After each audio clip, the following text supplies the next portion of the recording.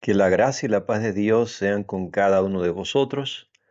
Les saluda el pastor Everardo Sandoya y quiero compartir un tema cuyo título es Cristo y el Espíritu Santo son dos personas diferentes. Este estudio ha sido preparado por su servidor a petición de mis amigos y hermanos en la fe. Vamos a leer entonces Juan capítulo 16 y el versículo 7.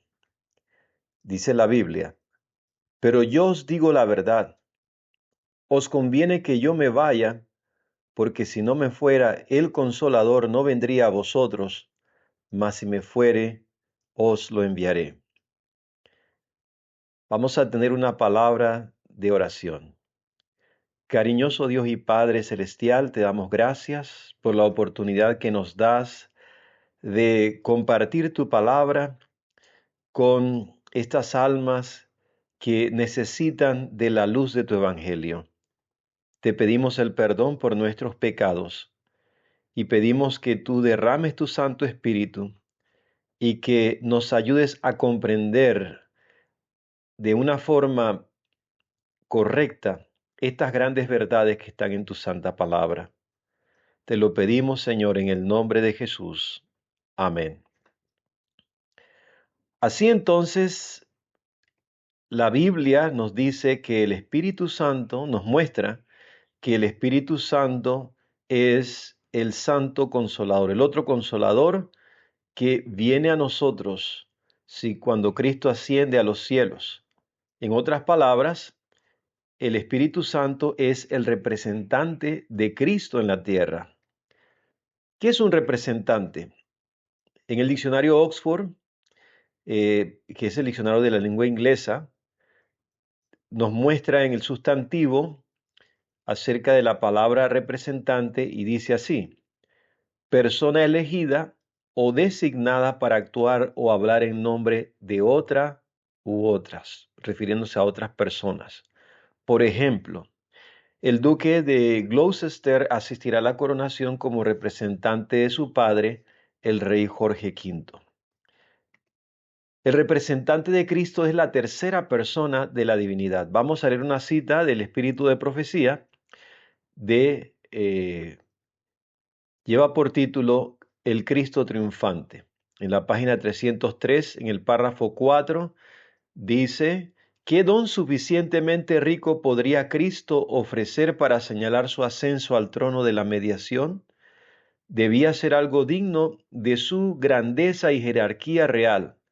Cristo entonces ofreció a su representante, la tercera persona de la divinidad, el Espíritu Santo, y este don no podía ser superado. Como ustedes pueden notar, el Espíritu Santo, que es el representante de Cristo, es la tercera persona de la divinidad.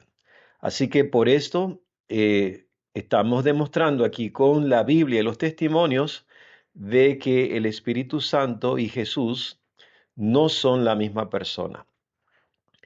Vamos a ver otra cita en Deseado de todas las gentes, página 243. Esta es una cita publicada. En el párrafo 3 dice: pero por la fe habían de mirar al santuario celestial, donde Jesús ministraba por ellos, y dice, debían abrir su corazón al Espíritu Santo, su representante, y regocijarse en la luz de su presencia. Otra cita. Esta está en Special Testimony, Serie A, capítulo 10 o tomo 10, disculpen, en la página 37. Repito, Special Testimonies, Serie A, tomo 10, página 37, publicado en el año 1897. Y dice así: el príncipe del poder del mal puede ser mantenido en jaque únicamente por el poder de Dios en la tercera persona de la divinidad, el Espíritu Santo. Noten entonces aquí que el Espíritu de la profecía nos muestra claramente que el Espíritu Santo es la tercera persona de la deidad. Vamos a leer una cita bíblica. Está en Mateo 12, en los versículos 31 y 32, y Aquí dice lo siguiente: por tanto os digo, todo pecado y blasfemia será perdonado a los hombres, mas la blasfemia contra el Espíritu Santo no le será perdonada. A cualquiera que dijere alguna palabra contra el Hijo del Hombre, le será perdonado, pero al que hable contra el Espíritu Santo, no le será perdonado ni en este siglo ni en el venidero. Así, de esta manera queda demostrado que son dos personas diferentes, porque la blasfemia contra Cristo puede ser perdonada, pero la blasfemia contra el Espíritu Santo jamás será perdonada. Vamos ahora a presentar los principios básicos de interpretación del espíritu de la profecía. Número 1. Si queremos saber lo que Dios reveló por medio de la hermana White, debemos leer las obras que ella publicó cuando ella estaba con vida. Leemos Testimonios para la Iglesia, tomo 5, página 651, en el párrafo 3. Testimonios para la Iglesia, tomo 5, página 651. En el párrafo 3 dice lo siguiente: y ahora a todos los que abrigan el deseo de recibir la verdad, os digo, no deis por ciertos los informes infundados respecto a lo que la hermana White ha hecho, dicho o escrito. Si deseáis saber lo que el Señor ha revelado por medio de ella, leed sus obras publicadas. Así entonces vemos que lo que Dios reveló por medio de ella está en sus obras publicadas, no en las obras que ella no publicó cuando estaba con vida. En las obras que ella logró publicar cuando estaba con vida, allí es donde está lo que Dios reveló por medio de ella. Número 2. La Biblia, y solo la Biblia, debe ser la base fundamental para toda doctrina. En el conflicto de los siglos, en la página 653, nos muestra lo siguiente: pero Dios tendrá en la tierra un pueblo que sostendrá la Biblia y la Biblia sola como piedra de toque de todas las doctrinas y base de todas las reformas. Ni las opiniones de los sabios, ni las deducciones de la ciencia, ni los credos o decisiones de concilios tan numerosos y discordantes como son las iglesias que representan, ni la voz de las mayorías, nada de esto, ni en conjunto ni en parte, debe ser considerado como evidencia en favor o en contra de cualquier punto de fe religiosa. Antes de aceptar cualquier doctrina o precepto, debemos cerciorarnos de si los autoriza un categórico "así dice Jehová". Número 3. Si los testimonios no hablan conforme a las Escrituras, rechazadlos. Eso está en Testimonios para la Iglesia, tomo 5, página 647, el párrafo 2, en el capítulo 80. Si los testimonios no hablan según la palabra de Dios, rechazadlos. Vamos entonces al punto número 4. Dice, deben tomarse en cuenta el tiempo y el lugar. Eso está en The Writings and Sending Out of the Testimonies to the Church, en las páginas 25 y 26. También el punto número 5. No debemos aceptar las enseñanzas de personas que usan los escritos de la hermana White para contradecir la Biblia. Esto está en Testimonios para los Ministros, página 51, y en la Review and Herald del 22 de diciembre de 1904. Y dice así: he dedicado casi toda mi vida a esta obra, pero con frecuencia mi carga ha sido agravada por hombres que se levantaban a proclamar un mensaje que Dios no les había dado. Esta clase de malos obreros ha elegido porciones de los testimonios y los ha puesto en el marco del error, con el fin de que sus falsos testimonios tuvieran influencia. Cuando queda manifiesto que su mensaje es un error, entonces los testimonios puestos en compañía del error comparten la misma condenación.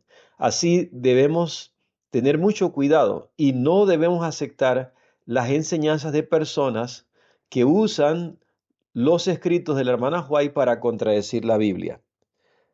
Punto número 6.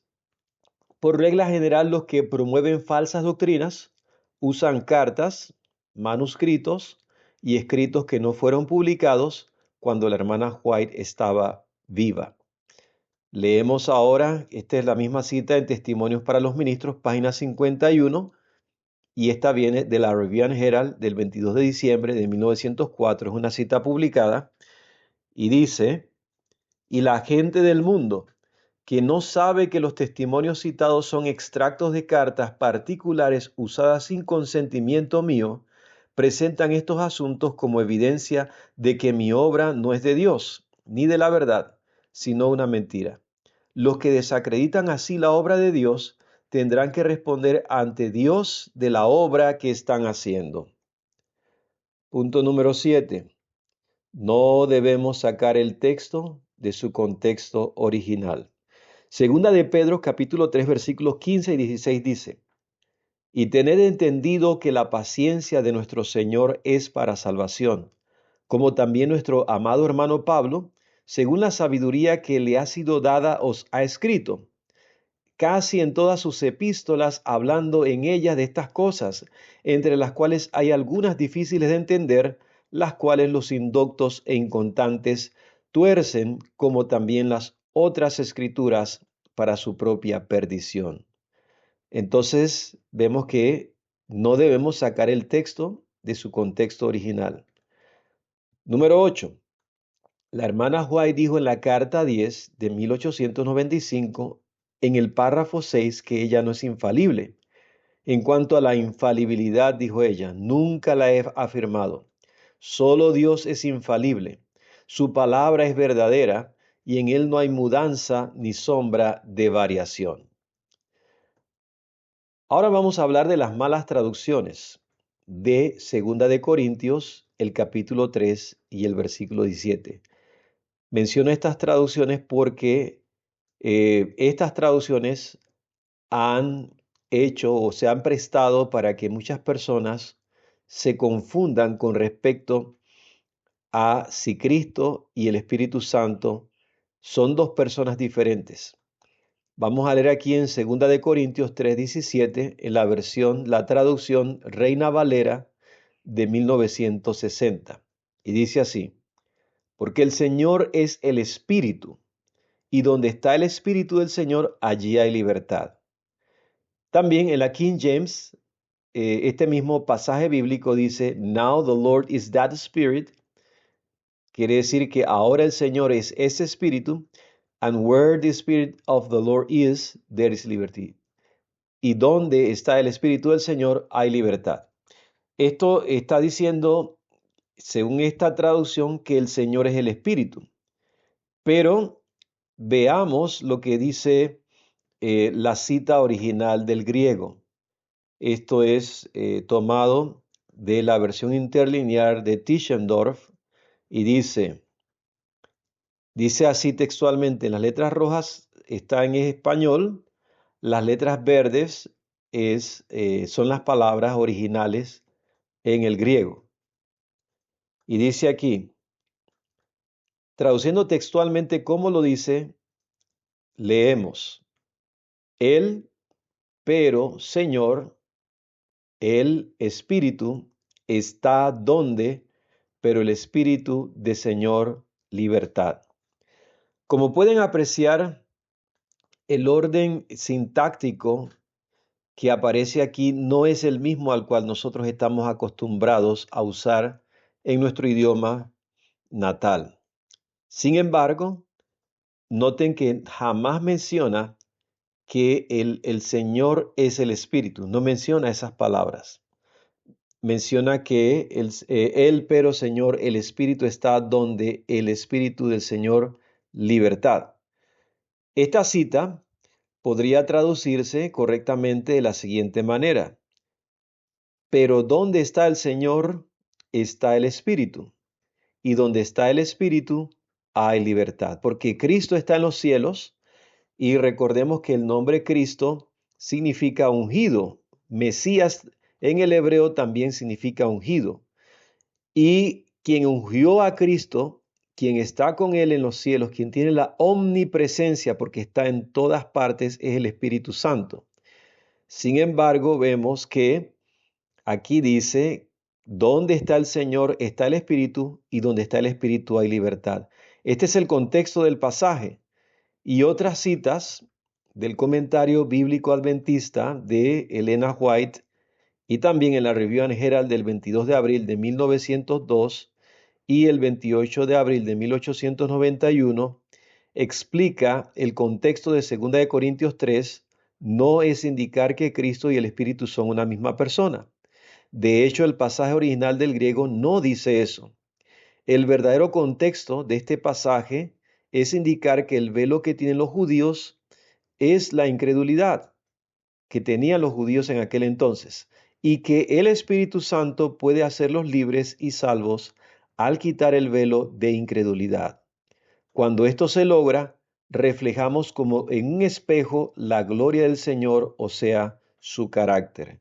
Este es el contexto bíblico y no quiere decir que el Espíritu, que Cristo es el Espíritu Santo, que ambos sean una misma persona. Vamos a ver otras citas. Ya hemos demostrado entonces que el espíritu de profecía nos muestra que el Espíritu Santo es la tercera persona de la divinidad y la Biblia nos dice que el Espíritu Santo es el representante de Cristo, o sea, es otra persona que lo está representando y también nos muestra que se puede ofender a Cristo y ser perdonado, pero que la blasfemia contra el Espíritu Santo jamás será perdonada.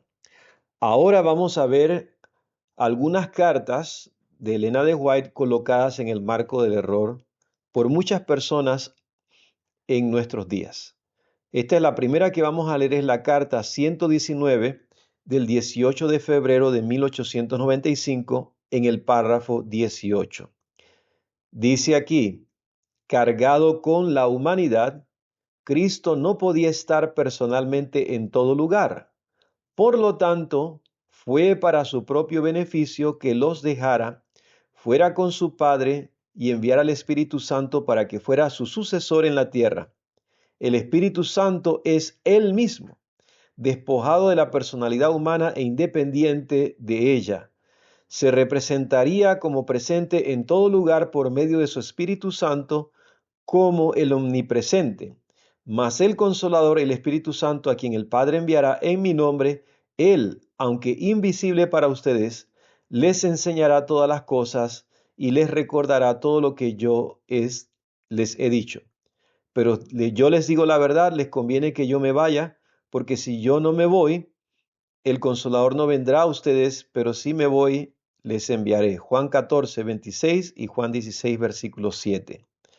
Vamos a analizar el contexto de esta carta. En primer lugar, esta carta está diciendo algo muy importante aquí. Dice que que Cristo enviará al Espíritu Santo cuando Él ascendiera a los cielos, para el propio beneficio de la humanidad, que Él dejara a la tierra y fuera con su Padre al cielo. Y dice, y enviar al Espíritu Santo. ¿Para qué? Dice aquí, para que sea su sucesor en la tierra.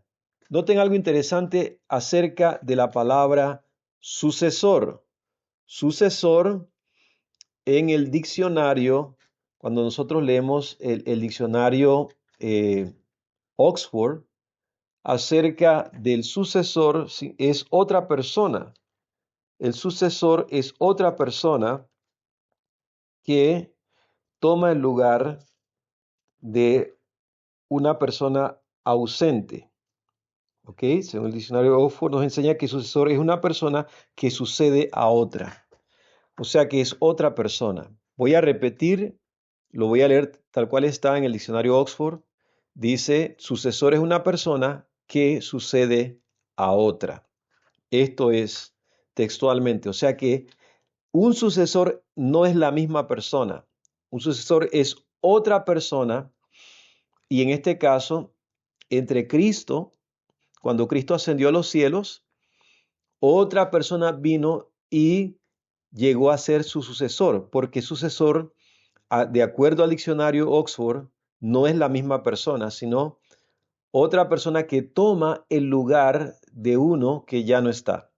Esta es la otra definición, otra persona que toma el lugar de uno que ya no está. Así entonces vemos que son diferentes personas. Ahora, cuando dice el Espíritu Santo es Él mismo, en esta cita, en esta carta, que es una carta no publicada, recordemos que la misma sierva del Señor dijo que si quieren saber lo que Dios dijo, lean sus obras publicadas. Eso lo dijo ella textualmente en Testimonios para la Iglesia, el tomo 5, y lo dijo textualmente, o sea, lean sus obras publicadas. Y esto es algo muy importante que nosotros debemos siempre tomar en cuenta. Ahora, cuando leemos aquí dice que es el sucesor, significa que es otra persona y ella parafrasea esta palabra. El Espíritu Santo es él mismo, parafraseando segunda de Corintios el capítulo 3 y el versículo 17, donde una traducción incorrecta dice que el Señor es el Espíritu. Ella está parafraseando el mismo contenido de lo que dice, de la traducción que ella utiliza. Sin embargo, cuando leemos aquí en la siguiente parte, dice, se representaría como presente en todo lugar por medio de su Espíritu Santo como el omnipresente. Note entonces aquí se representaría, o sea que el Espíritu Santo es su representante, como ya lo hemos leído en otras citas. Y el representante es una persona que representa a otra, una persona que habla en lugar de otra, una persona que hace las cosas con la autorización en lugar de otra. Esto es lo que ha hecho el Espíritu Santo, o sea que son dos personas diferentes. Vamos entonces a continuar leyendo la otra carta que utilizan una de las otras cartas que utilizan para tratar de justificar la doctrina de que Cristo y el Espíritu Santo son la misma persona, cosa que no es cierta. Vamos a leer la carta 66 del 10 de abril de 1894 en el párrafo 18. Vamos a poner mucha atención a esta carta. Dice, el Señor pronto vendrá. Necesitamos esa comprensión completa y perfecta que solo el Señor puede dar. No es seguro contagiarse del espíritu de otro. Necesitamos el Espíritu Santo que es Jesucristo. Si tenemos comunión con Dios, tendremos fuerza, gracia y eficiencia. Cuando leemos la carta completa, todos los párrafos de esta carta, nos daremos cuenta que el propósito del espíritu de profecía o de la hermana White no es indicar que el Espíritu Santo y Cristo son una sola persona. No, esto no es lo que está indicando la cita. Y les voy a demostrar por qué. Cuando nosotros leemos en el párrafo siguiente, aquí hay algo interesante. Dice, en casos como estos, es esencial que dejemos ver nuestra moderación. Dice, el Señor está cerca. No podemos permitirnos trabajar como lo han hecho quienes han entregado las obras de Anna Phillips a nuestras iglesias sin una evidencia clara y certera de que Dios habla a su pueblo a través de ella. Que nuestros ministros se apresuren a presentar algo ante la gente como si llevara las credenciales divinas, a menos que sepan con certeza que proviene de Dios. Esto es hacer lo contrario, es realizar una obra que Dios les ha prohibido. O sea que el contexto aquí era que en el año 1894 había una hermana en la iglesia que se llamaba Anna Phillips. Y Anna Phillips estaba escribiendo o dando testimonios. Ella decía que Dios la había llamado para que ella fuera una profeta delante del pueblo de Dios. Y empezó a sacar citas muy similares a las que escribía la sierva del Señor. Y en la iglesia habían hermanos que ya estaban utilizando las citas o los testimonios de Anna Philip, juntamente con los testimonios del espíritu de la profecía. Pero Dios le reveló a su sierva, la profeta, que esos testimonios estaban mezclados con ciertas porciones del error. Y le mostró que esa no era la voluntad de Dios, o sea, es realizar una obra que Dios les había prohibido. Ya habían dos pastores, según está el libro Elena de White, Mujer de Visión, en la página 367 se nos muestra, 366, 367, se nos muestra que ya habían dos pastores que estaban utilizando los testimonios de Anna Phillip. Uno de ellos era el pastor Jones y otro de estos era el pastor Prescott. La hermana White amonesta al pastor Jones por causa de esos testimonios de la hermana Anna Phillip y le mostró que esa no era la obra de Dios. El pastor Jones fue conmovido por el Espíritu Santo y reconoció su error, se arrepintió de su error y lo confesó públicamente. En la página 367 del libro Elena de White, Mujer de Visión, que es una compilación de la historia relatada en los escritos de la hermana White, el pastor Jones confiesa públicamente su pecado y dice, estoy equivocado y lo confieso públicamente. Ahora estoy en lo correcto. Entonces, el contexto era que muchas personas se estaban dejando contagiar por otro espíritu y especialmente por los escritos de la hermana Anna Phillip, como ya lo hemos leído en el párrafo 20 de esta misma carta. Por eso es que la profeta dice que no es seguro contagiarse del espíritu de otro. Necesitamos el Espíritu Santo, que es Jesucristo. No es para indicar que es la misma persona, sino para indicar que es el representante de Cristo. Es como cuando en la Biblia dice, cuando Cristo, en el Evangelio de Mateo, Cristo dice acerca de Juan el Bautista, este es el Elías que había de venir. Esto está en Mateo 11, versículo 14. Y dice, y si queréis recibirlo, él es aquel Elías que había de venir. Él es aquel Elías, dice la Biblia. Entonces, por eso muchas personas se acercaron a Juan el Bautista y le preguntaron, ¿eres tú el Elías? Y Juan les respondió que él no era el Elías, sino una voz que clama en el desierto. ¿Por qué él dijo esto? Porque Juan estaba explicándoles que él no es la misma persona que el profeta Elías.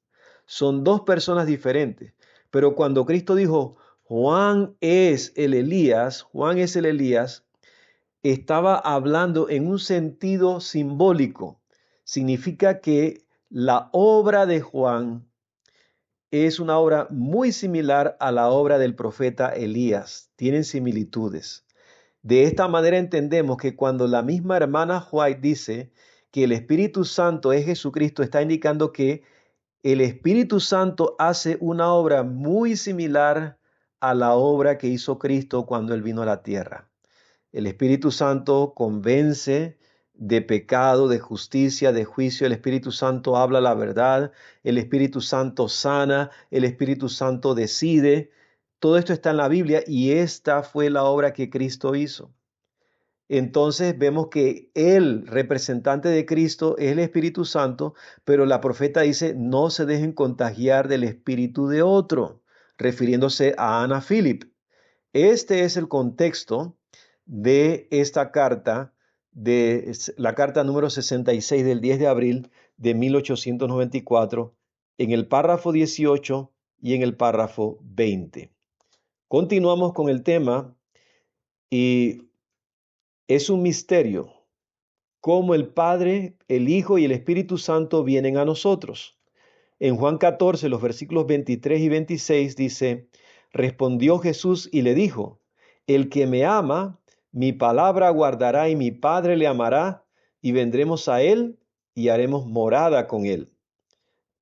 Mas el Consolador, el Espíritu Santo, a quien el Padre enviará en mi nombre, Él os enseñará todas las cosas y os recordará todo lo que yo os he dicho. Noten aquí lo que dice la Biblia, El que me ama, mi palabra guardará, y mi Padre le amará, y vendremos a él y haremos morada con él. ¿Cómo viene el Padre, el Hijo, a hacer morada con nosotros? Vienen a ser moradas con nosotros por medio del Espíritu Santo. Vienen estas tres divinas personas, el Padre, el Hijo y el Espíritu Santo. Y esto es un misterio. Es un misterio cómo el Padre, el Hijo y el Espíritu Santo vienen a nosotros. Continuamos. El Padre, el Hijo y el Espíritu Santo son uno. Por eso Elena White dice que Cristo es el Espíritu, pero siguen siendo tres personas distintas. Primera de Juan, el capítulo 5, versículo 7. Vamos a leer lo que dice aquí la Biblia, porque tres son los que dan testimonio en el cielo: el Padre, el Verbo y el Espíritu Santo. El Verbo es Cristo, es Jesús, es Cristo. Y el Espíritu Santo dice, y estos tres son uno. Esta cita bíblica ha sido negada por muchas personas que no conocen la historia de esta cita. Pero ya de esta cita habían personajes que habían dado testimonio acerca de esta cita. Vamos a hablar acerca de personajes de la historia antes del concilio de Nicea, porque muchos dicen que la doctrina de estas tres divinas personas fue introducida en el concilio de Nicea. Y esto no es así porque ya vamos a mencionar varios historiadores. Por ejemplo, en el año 155 después de Cristo, recordemos que el concilio de Nicea fue en el año 325 después de Cristo, pero en el año 155 después de Cristo, Policarpo de Esmirna ya hablaba de estas tres divinas personas y los pasajes bíblicos que los mencionaban. Tenemos a otro que se llama Justino Mártir, del año 160 después de Cristo, antes del concilio de Nicea. Él también mostraba que el Padre, el Hijo y el Espíritu Santo son tres divinas personas. Y estos tres son uno, al igual que lo decía también, lo manifestaba Policarpo de Esmirna. Por lo tanto, mis amados hermanos y hermanas, vemos que ya esta doctrina bíblica existía y que Tasiano, en el año 170, en sus escritos en siriaco, también lo había manifestado. De esta manera, entonces, los arrianos, quienes eran enemigos de esta doctrina, ellos eran enemigos de decir que son tres divinas personas, el Padre, el Verbo y el Espíritu Santo, y que estos tres son unos. Estas personas fanáticas entraron en la iglesia, eran discípulos de un tal Arrio, y en el siglo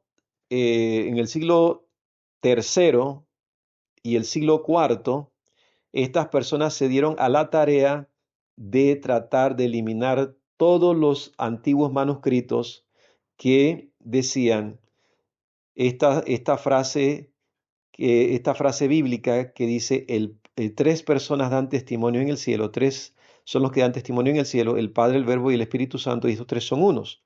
Y al eliminar eso, también trataron de eliminar la cita de Mateo 28, del 19 al 20, que habla del bautismo en el nombre del Padre, del Hijo y del Espíritu Santo, porque ellos negaban la doctrina de las tres divinas personas. Y entonces, de esta manera, estos arrianos trataron de eliminar todas las citas, los manuscritos, y así trataron de manipular la situación, pero en el año 325, rescatando los manuscritos originales, incluyendo el manuscrito siriaco de Tasiano, que fue escrito en el año 170, pero en el año 170 después de Cristo, vemos entonces cómo se rescató este principio bíblico, este principio que está en las Sagradas Escrituras y que podemos leer desde el Génesis hasta el Apocalipsis, y vamos a encontrar estas tres divinas personas interactuando para la salvación de la humanidad. Así, mis amados hermanos y hermanas, amigos y amigas, voy a leer la última cita, las últimas citas aquí de este tema. Tres divinas personas. Hay tres, eso está en Special Testimony Serie B, tomo 7, páginas 62 y 63, publicado en 1905. Y dice aquí el espíritu de la profecía. Hay tres personas vivientes en el trío celestial. En el nombre de estos tres grandes poderes, el Padre, el Hijo y el Espíritu Santo, son bautizados los que reciben a Cristo mediante la fe, y esos poderes colaborarán con los súbditos obedientes del cielo en sus esfuerzos por vivir la nueva vida en Cristo. Note que aquí el Espíritu de Profecía menciona el trío celestial y son tres grandes poderes, tres divinas personas, el Padre, el Hijo y el Espíritu Santo. Conclusión. Cristo y el Espíritu Santo no son la misma persona por las siguientes razones. Número 1, el Espíritu Santo es el representante de Cristo, o sea, es otra persona que actúa y habla en su nombre. Número 2, la blasfemia contra Cristo puede ser perdonada, pero la blasfemia contra el Espíritu Santo nunca será perdonada. Número 3, la cita bíblica de 2 de Corintios 3:17 en el original del griego no dice que el Señor es el Espíritu. Número 4, en la Biblia y los testimonios se nos muestra que el Padre, el Hijo y el Espíritu Santo son las tres divinas personas que componen el trío celestial. Por lo tanto, Cristo y el Espíritu Santo no son la misma persona.